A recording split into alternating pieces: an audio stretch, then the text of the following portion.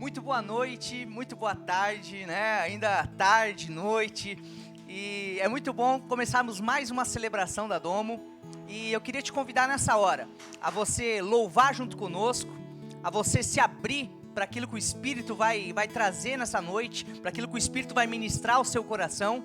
E nessa hora você ficar totalmente aberto, totalmente livre, sabe, de todo pensamento, de toda preocupação, tudo aquilo que possa estar passando na sua mente nessa hora, no seu coração. Você respirar fundo e simplesmente se entregar ao Espírito. Amém?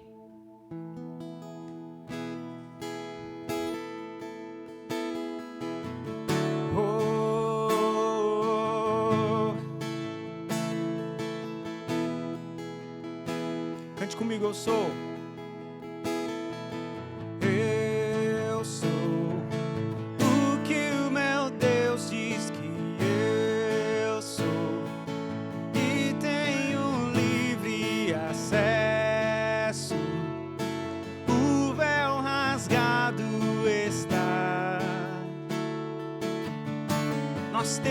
Cante comigo. Tenho o que o meu Deus diz que eu tenho. Tudo está disponível. Cristo abriu para eu entrar. Jesus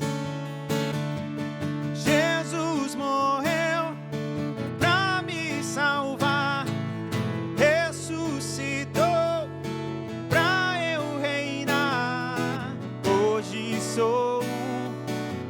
Salvador, o que Jesus é, eu também sou.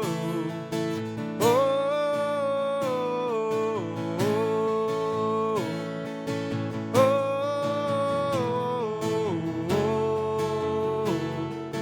oh, oh. Vamos do início, eu sou, cante comigo.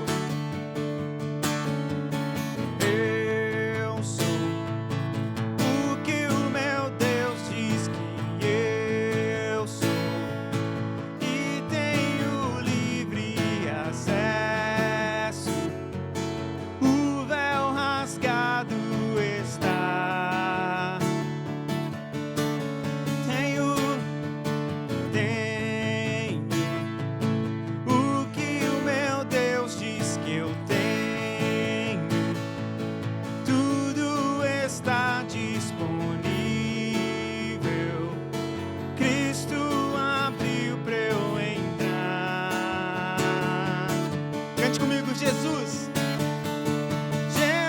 morreu pra me salvar, ressuscitou pra eu reinar. Hoje sou com meu Salvador, o que Jesus é, eu também sou.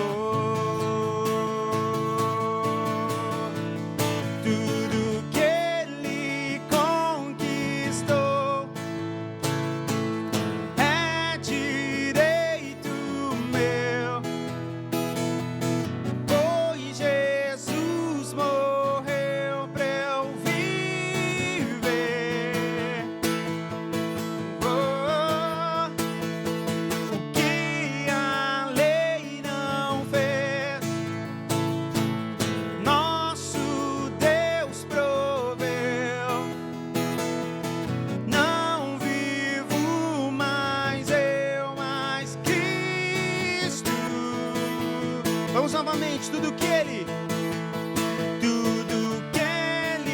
conquistou é direito meu, pois Jesus morreu pra eu viver.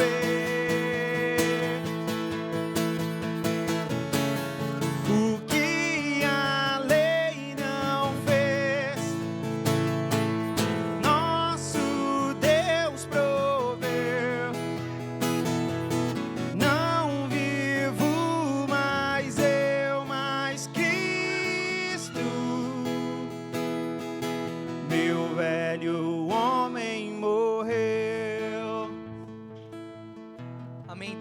Pai, muito obrigado.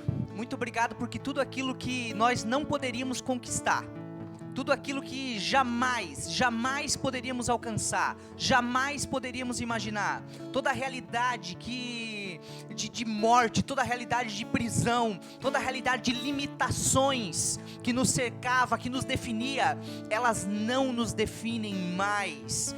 Porque Jesus nos libertou, Jesus nos entregou um novo lugar, uma nova natureza, uma nova posição, Senhor. E nós podemos nos alegrar nessa hora, nós podemos agradecer nessa hora, nós podemos realmente dizer: Senhor, louvado é o Teu nome, grande é o Teu nome.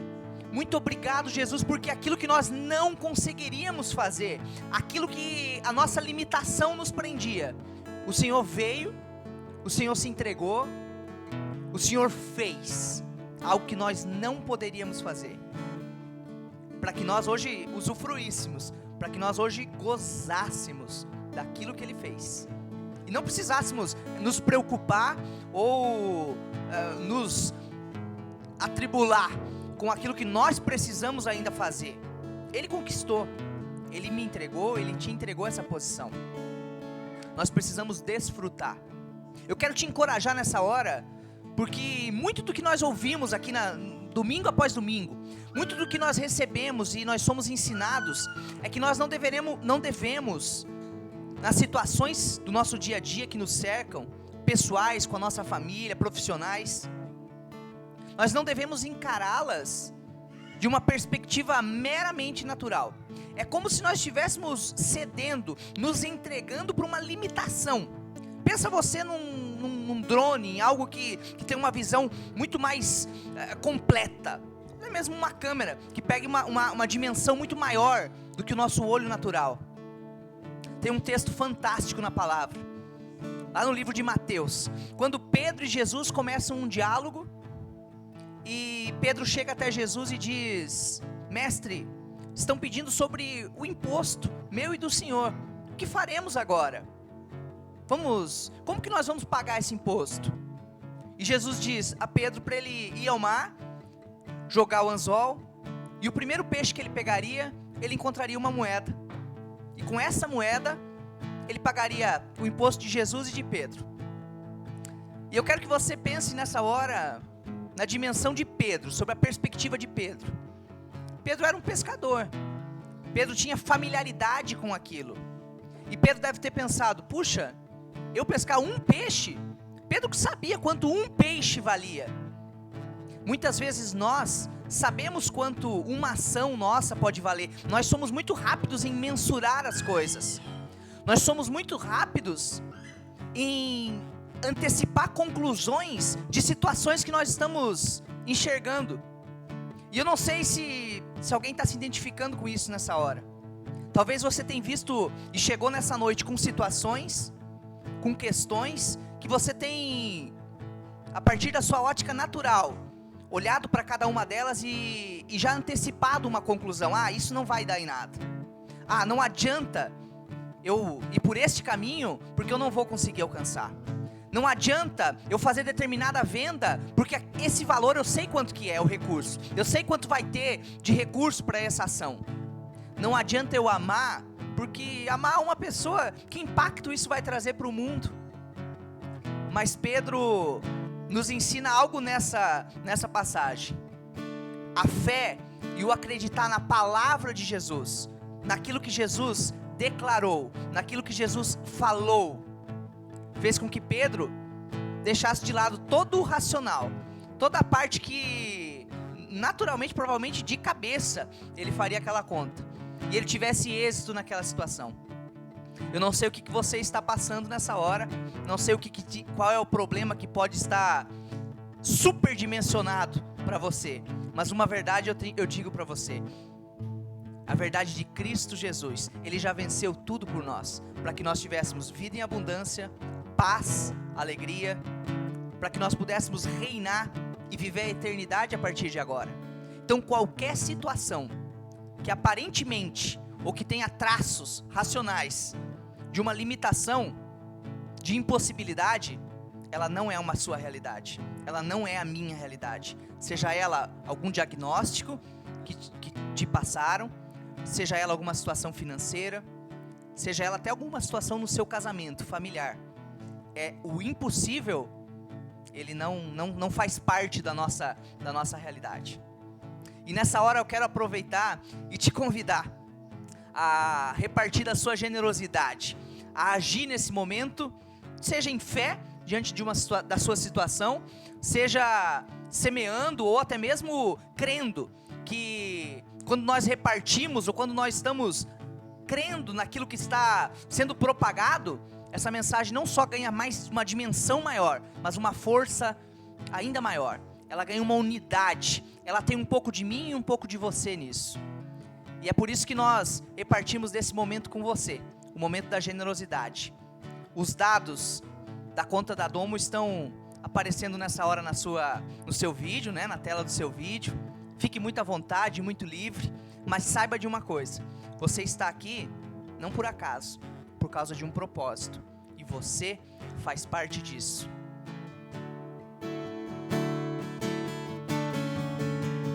Tudo que Ele conquistou é direito meu, pois Jesus morreu pra eu viver. O que a lei não fez, nosso Deus proveu. Não vivo mais eu, mas Cristo.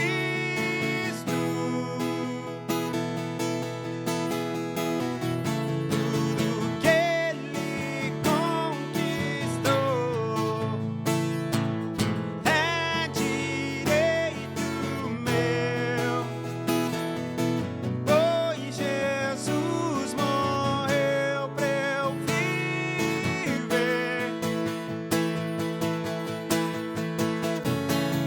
O que a lei não fez, nosso Deus proveu. Não vivo mais eu, mas Cristo.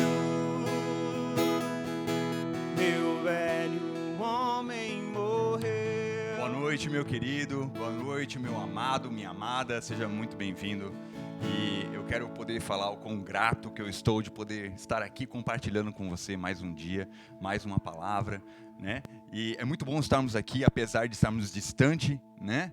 Em forma física, mas estamos unidos pela mesma fé. A palavra de Deus fala que quando nós estamos com a mesma fé, com o mesmo pensamento, nós estamos unidos. Então isso é muito bom, porque compartilhamos dos mesmos ideais, dos mesmos sonhos, mas principalmente do mesmo reino, que é a nossa fé em Cristo Jesus.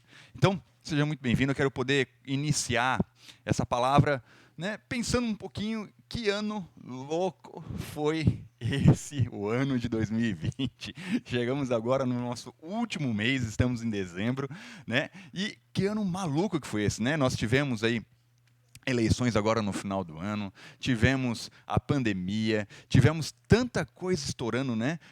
Notícias internacionais de governos se voltando contra outros, e uma loucura, uma notícia atrás da outra, parece que não ia acabar nunca, né? Esse ano, e finalmente estamos chegando no final. Mas uma coisa interessante que me fez parar esses dias para poder pensar, é que esse momento de pandemia, né, nos tornou pessoas um pouco mais reflexivas. Apesar, né, de estarmos em volta dos nossos familiares, ou talvez você more sozinho, mas apesar de nós estarmos num ambiente seguro, que é o ambiente da nossa casa, esse ambiente ele se mostrou um lugar onde nós nos voltamos para a reflexão, nós nos voltamos para o pensamento, para realmente valorizarmos aquilo que realmente vale na vida, aquilo que nós precisamos priorizar, aquilo que nós damos prioridade ou valorizamos mais. Então, tudo isso fez com que coisas surgissem, coisas foram reveladas nesse ano, né? Talvez você percebeu que você não tinha um grande relacionamento com as pessoas que estavam na sua casa, apesar de fazer parte da mesma família. Talvez você percebeu que você tinha algum problema conjugal com sua esposa, questões que antes eram que eram verdades absolutas para você no seu casamento, você percebeu que na verdade eram diferentes, porque vocês foram colocados num ambiente onde foram obrigados a conversar. Não é verdade? Muitas coisas foram reveladas. E isso não é ruim, isso é bom. Isso é bom porque nós temos a oportunidade de nos abrirmos, de conversarmos e tudo mais. Mas aposto com você, que você se viu em diversas oportunidades num conflito interno. Né? Sobre as coisas que realmente são importantes para você. Muito se foi dito nessa pandemia. Às vezes, né, inevitavelmente, nós ficamos mais ligados na internet. Talvez você ligou muito mais o seu Netflix, talvez você tenha ligado muito mais o seu YouTube. E muita coisa se foi ouvida nessa pandemia. Muita coisa, né, por exemplo, você com certeza ouviu que esse coronavírus, essa pandemia, era juízo de Deus. Ou que que esse coronavírus aí era a ira de Deus se acendendo contra a humanidade. Ou até mesmo você deve ter ouvido aqueles que são um pouco mais sensacionalistas, falando que o apocalipse tinha iniciado. Não é verdade? Muita coisa foi dita. A verdade é que a forma como você enxerga as coisas, a forma como você enxerga Cristo, a forma como você enxerga a palavra de Deus, determina a forma como você vive e pensa. Por que eu digo isso? Muitos destes que falaram essas coisas a respeito da pandemia enxergam a palavra de uma determinada maneira, que fez com que eles fizessem essas alegações, que fez com que eles tomassem essa atitude, que fez com que eles tivessem essas suposições baseado na forma como eles veem a palavra de Deus, baseados na forma como eles enxergam a obra de Jesus Cristo. Olha só o que diz em Provérbios 23, versículo 7, diz assim: porque como imagina em sua alma, assim ele é. Somos bombardeados de informações, tanto seculares quanto sagradas. Bombardeados. Alguns cientistas afirmam, psicólogos afirmam, que uma criança de 7 anos de idade, na atualidade, já recebeu mais informação do que um imperador romano no auge do seu reinado. Pensa o quanto isso influencia na forma como nós pensamos. A globalização está sobre nós. Temos acesso a essas informações, né, de forma simples e rápida. Agora, no entanto, cabe a nós a saber discernir o que provém da verdade e aquilo que é confusão e mentira. Olha só o que diz Salmos 25, versículo 3. Na verdade, não serão confundidos os que esperam em ti. Aqueles que estão em Cristo Jesus, essa palavra esperam, ela é aqueles que aguardam, aqueles que têm a sua esperança, aqueles que têm a sua fé, aqueles que depositam toda a sua verdade em Cristo Jesus, eles não serão confundidos. Eu quero poder ilustrar melhor isso que eu estou conversando aqui contigo, porque, na verdade, isso aqui é uma figurinha repetida. Já acontecia esse tipo de coisa na época de Paulo.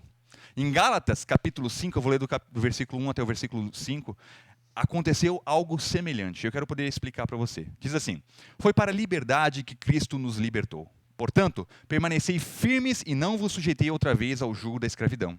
Eu, Paulo, vos afirmo que Cristo de nada vos servirá se vos deixar de circuncidar. E outra vez declaro solenemente a todo homem que se permite circuncidar que ele, desse modo, fica obrigado a cumprir toda a lei. Vós, que vos justificais por meio da lei, estáis separados de Cristo. Caístes da graça. Entretanto, nós, pelo Espírito, mediante a fé, aguardamos a justiça que é a nossa esperança. Porquanto em Cristo Jesus, nem a circuncisão, nem a incircuncisão tem valor algum, mas sim a fé que opera pelo amor. Paulo, ele está se remetendo aqui à igreja da Galácia. Não existe muitos registros a respeito da criação, da originalidade, de como a igreja da Galácia se formou. Né? Não se sabe se foram judeus que foram para lá, ou se foram pessoas convertidas, né? Ou até mesmo ímpios, né? Ímpios não, desculpa, pessoas que estavam fora do contexto judaico, que se converteram e iniciaram a Igreja da Galácia. Não existe um registro histórico da origem da Igreja da Galácia. No entanto, nós sabemos que existiam igrejas lá. Aproximadamente, os historiadores dizem que eram 4, e Paulo visitou elas. E Paulo trouxe uma carta a elas, uma orientação. E o mais engraçado é que em todas as cartas que Paulo iniciava, as 13 cartas do Novo Testamento que Paulo escrevia, ele iniciava saudando a igreja. Ele trazia elogios à igreja. Ele trazia congratulações, parabenizações à igreja. Ele falava, ouvi dizer a respeito de vocês, da fé de vocês, ouvi a respeito da perseverança de vocês, da fidelidade de vocês. No entanto, na igreja de Gálatas, na igreja da Galácia, Paulo chega com os 2 pés. Paulo chega falando, ó Gálatas insensatos, quem foi que explicou, quem foi que demonstrou, quem foi que mostrou a vocês um evangelho diferente daquele que eu falei para vocês? Que evangelho é esse? Estão deturpando a palavra de Deus. Paulo chega já com os 2 pés. Ele fala, olá Gálatas, né? E solta o pé neles. Por quê? Paulo fica indignado.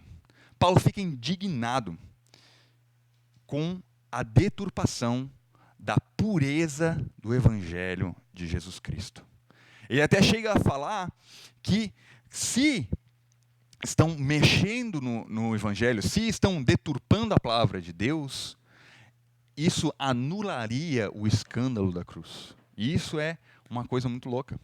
Na verdade, o que estava acontecendo naquela igreja é que judaizantes, pessoas, judeus, né, que haviam se convertido ao cristianismo, tinham ido até a igreja da Galácia e falaram, vocês estão crendo em Jesus Cristo também?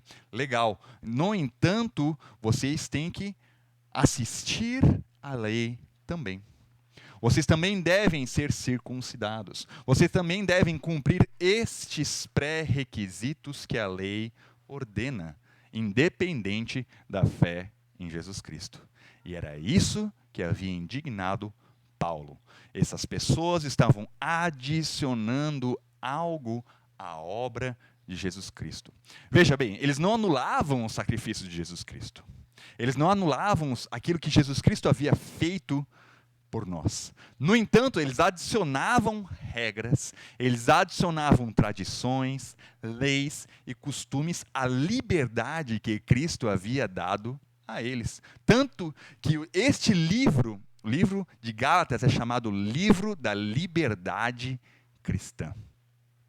Liberdade de uma escravidão. Não somente do pecado, assim como da lei. Aqui é que está a grande questão. Paulo, ele não, obviamente, ele trata a respeito do pecado nessa carta, mas ele quer trazer essa liberdade, essa libertação da mente, da subjugação das pessoas perante a lei. É muito engraçado porque alguns dias atrás o Gabriel ele postou algo no Instagram dele e isso me chamou muito a atenção e eu quero poder compartilhar aqui com vocês, citando, né, uma reflexão que ele trouxe. E ele mencionava a respeito do que pode motivar o nosso espírito. E ele falou que nada nesse mundo pode motivar o nosso espírito, senão a palavra de Deus. Não é uma promoção, não é uma vitória, não é uma conquista que vai fazer com que o seu espírito se motive, senão a própria palavra de Deus. As coisas terrenas motivarão você de forma terrena, mas a única forma que o seu espírito se torna agitado é com a palavra de Deus. E por que eu estou falando isso? Porque não faz muito tempo, eu e minha esposa decidimos iniciar, né, uma jornada aí rumo à saúde física, saúde corpórea. Né? Nós entramos no eixo aí e decidimos começar a fazer exercício físico, comer de forma mais saudável, né, para poder termos isso não só como saúde para nós, mas também estabelecermos um exemplo para os nossos filhos.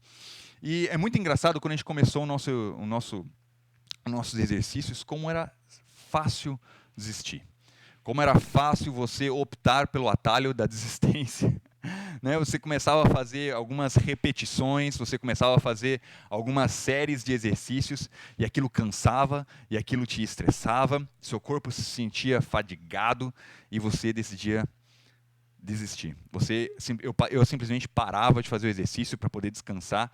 E o mais engraçado é que, por mais que naquele momento que eu estava passando por aquilo, parecia que seria o fim do mundo, faltaria todo e qualquer tipo de ar no mundo para poder encher o meu pulmão, meia hora depois de eu ter feito todo o exercício, eu já estava bem, não tinha mais aquela sensação. Então, ou seja, aquela sensação era terrena, aquela sensação era temporária. E por que eu estou falando isso? Porque o nosso espírito, ele é constantemente testificado pelo Espírito de Deus, pelo Espírito Santo. A palavra de Deus diz em Romanos que o Espírito testifica ao nosso espírito de que somos feitos filhos de Deus. Então, não só isso, que não só somos feitos filhos, mas de que nós vivemos por causa da graça de Deus. A graça de Deus nos foi proposta por causa disso, porque estamos vivos por causa da misericórdia e da graça de Deus. E por causa dessa graça nós somos feitos justos. Então, quando o Espírito motiva o nosso espírito nesta verdade, nada pode nos parar. No entanto, se nós damos espaço à nossa alma, se nós damos espaço às informações que têm chegado diante de nós, e nós começamos a tentar compreender o Evangelho de forma lógica, isso entra em detrimento. Por quê? Porque a graça de Deus não faz sentido. O amor de Deus não faz sentido para você. Por mais que você queira medir, a palavra de Deus fala que o amor dele é imensurável. Mais alto, mais profundo, o mais largo, esse é o amor de Deus sobre nós. Esse é o amor de Deus sobre nós. A palavra de Deus diz que não existe profundidade, que não existe nem anjos, não existe nada que pode nos separar desse amor. Imagina você olhar, por exemplo, né, sendo um pouco mais atual, o caso que aconteceu com aquela moça, né, que foi estuprada. Né, desculpa trazer esse assunto assim, mas é o que surgiu na minha cabeça aqui para poder ilustrar. Mas você vê a forma como foi lidada com a situação, independente da opinião que você tenha. A forma como foi lidada com a situação realmente foi humilhante para a moça. Mas você olhar para o moço, você falar, esse cara, a forma como ele agiu, né, tanto para o advogado quanto para o cara, e você falar, nossa, eu vou matar o meu filho por eles. Ou então você olhar para um pedófilo. Você olhar para um pedófilo e falar, esse cara, ele estuprou e matou 20 crianças. Exemplo horrível, né? Mas enfim. Você olhar para um cara desse e você decidir entregar o seu filho para que ele não cumpra uma pena. Dessa forma é o amor de Deus por nós. Tão irracional quanto fazer uma coisa como essa. O amor de Deus por nós, ele é absurdo. Absurdo. E o amor dele nos atrai.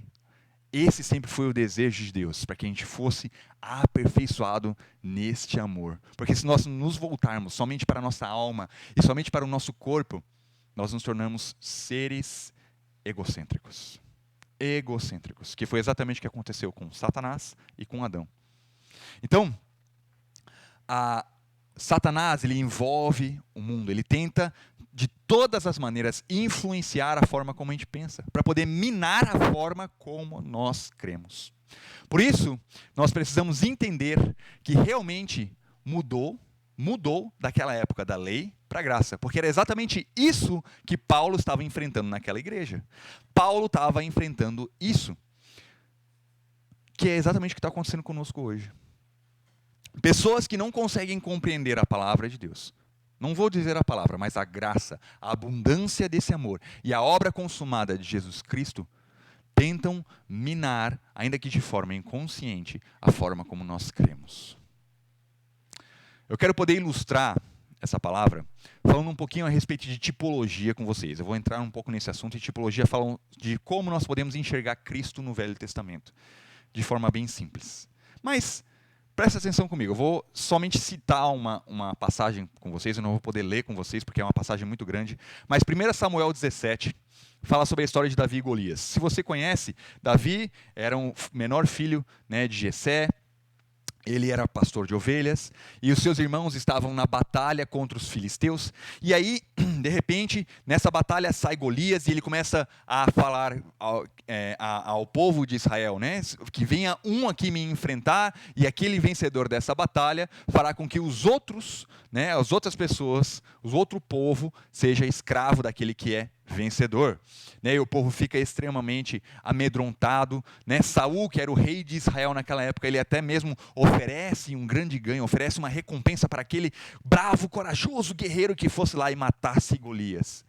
E Davi, que era apenas um garoto naquela época, um pequeno garoto, né, que foi entregar comida para os seus irmãos em campo de batalha, decidiu enfrentar o gigante, né? E todo mundo fica alvoroçado por causa disso, porque ele era apenas uma criança, e ele enfrenta o gigante, e ele mata o gigante, decepa a cabeça de Golias, e o povo de Israel vence.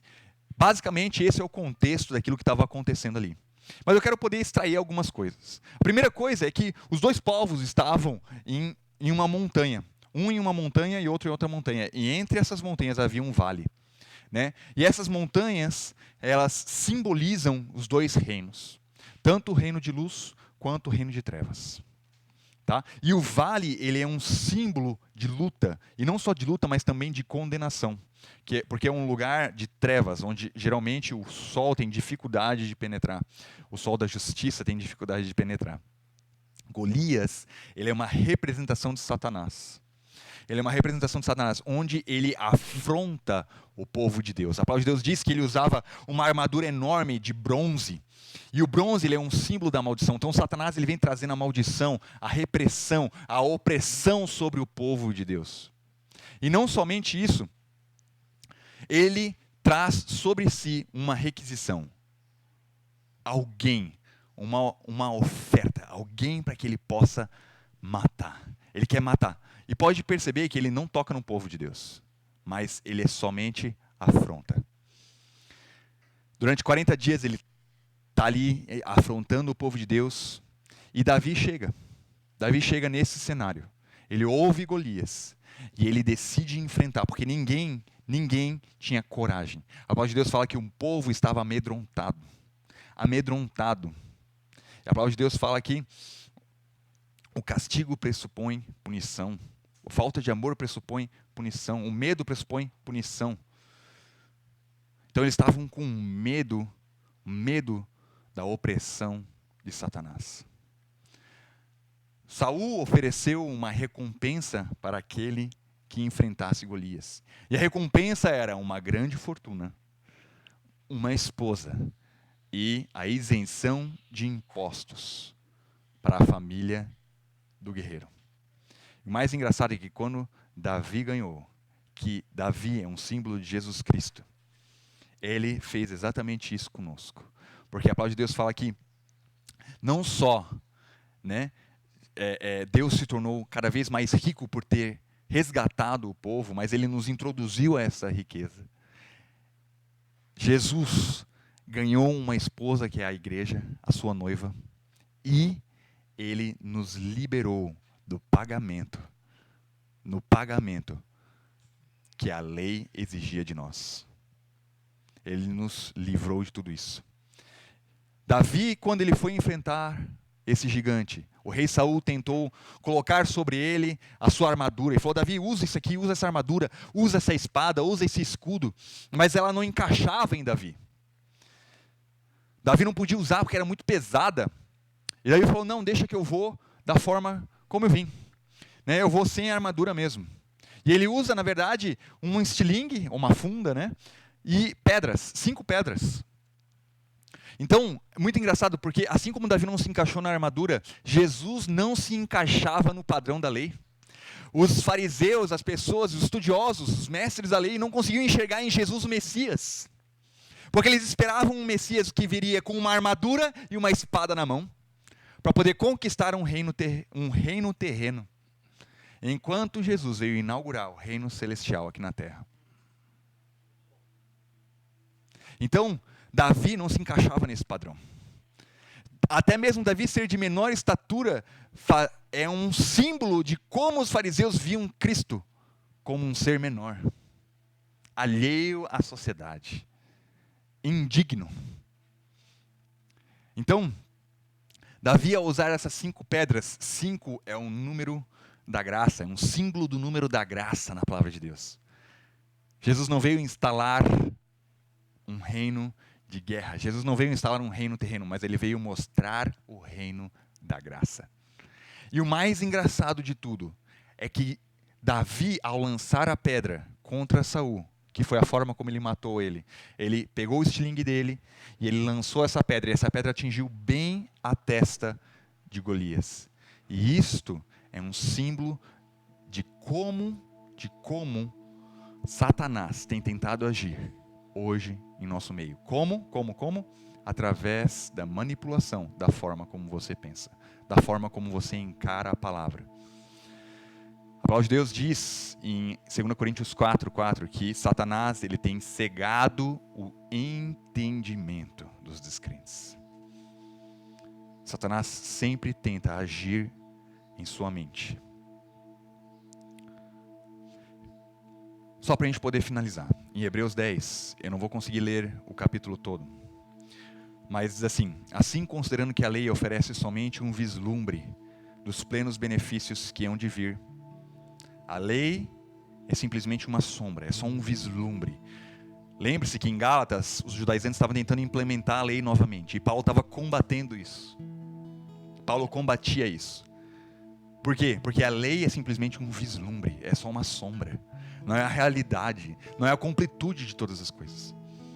A lei é um vislumbre dos plenos benefícios que hão de vir, e não exatamente a sua realidade. Jamais poderá, mediante os mesmos sacrifícios repetidos ano após ano, aperfeiçoar os que se achegam para adorar.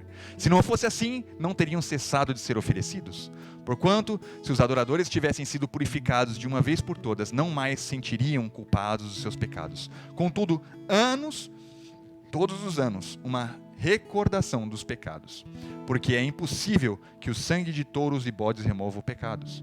Havendo declarado em primeiro lugar sacrifícios e ofertas, holocaustos e ofertas pelo pecado não quisestes, tampouco deles se agradastes, os quais foram realizados conforme a lei. Então completou: estou aqui. Isso é Jesus falando. Estou aqui, vim para fazer a tua vontade. E assim ele cancela o primeiro padrão para estabelecer o segundo. E por essa determinação, fomos santificados. Olha o verbo no passado. Fomos santificados. Por meio da oferta do corpo de Jesus Cristo, feita de uma vez por todas. De uma vez por todas. Não existe mais nada a ser adicionado a isso. Hoje vivemos em uma plenitude da consumação da obra de Cristo. Não há nada a ser adicionado. Se nós vivemos na lei, a lei nos leva à meritocracia, nos leva a sermos dignos de algo, a queremos ser dignos de algo. Às vezes, quantas vezes você já foi convidado a jejuar por um evento, para que a presença de Deus estivesse lá, como se ela já não fosse estar, porque a presença de Deus enche, a glória de Deus enche toda a terra, Ele está em todo lugar, Ele é onipresente. Ou então orar por algo que na realidade já foi concedido a você. Orar por uma provisão, orar por uma cura. Olha só o que diz 2 Coríntios 1:20, diz assim: pois tantas quantas forem as promessas de Deus, todas têm em Cristo o sim. Por isso, por intermédio dele, o amém é proclamado por nós, pela glória de Deus. Então, meu querido, eu só quero finalizar, que a verdade que desde o princípio, Deus nos convidou para um relacionamento para podermos descobrir esse amor incompreendido, incompreensível, imensurável. E lá no início, o povo terceirizou lá em Moisés. Ele falou, ficaram com medo de Deus e falaram, Moisés, vai tu falar com Deus. E Deus viu isso e falou, então, se vocês acham que vocês não precisam de mim para poder viver o amor, eu vou dar a lei. Aí ele deu a lei para que o povo realmente visse que por ela eles nunca poderiam viver de forma plena. O amor só está nele. O amor só está nele.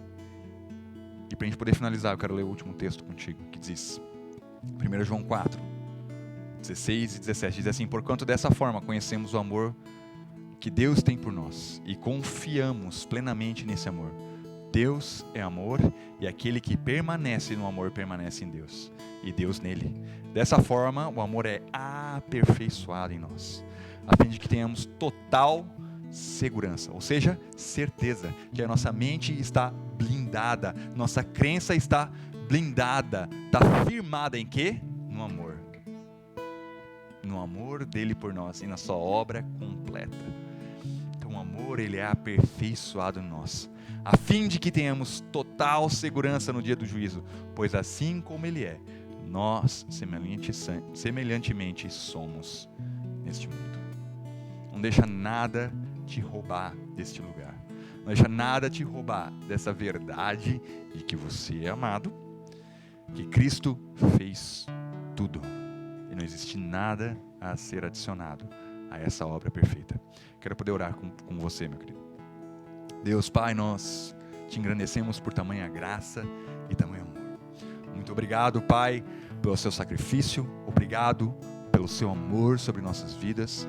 Obrigado porque o Senhor nos aperfeiçoou, nos santificou e nos santifica constantemente. Obrigado, Pai, porque podemos renovar a nossa mente nessa verdade e nós não nos desviamos, pois estamos firmados em Ti. Essas são nossas declarações proféticas sobre a minha vida e sobre a vida de todos aqueles que nos assistem aqui. Para a honra e glória do Seu nome. Tenha uma ótima semana.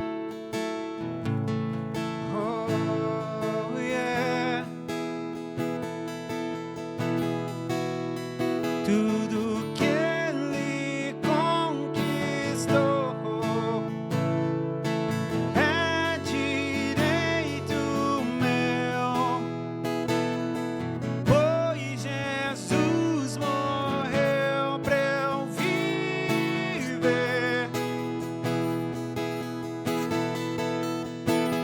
O que a lei não fez, nosso Deus proveu. Não vivo mais eu, mas Cristo, meu velho homem morreu.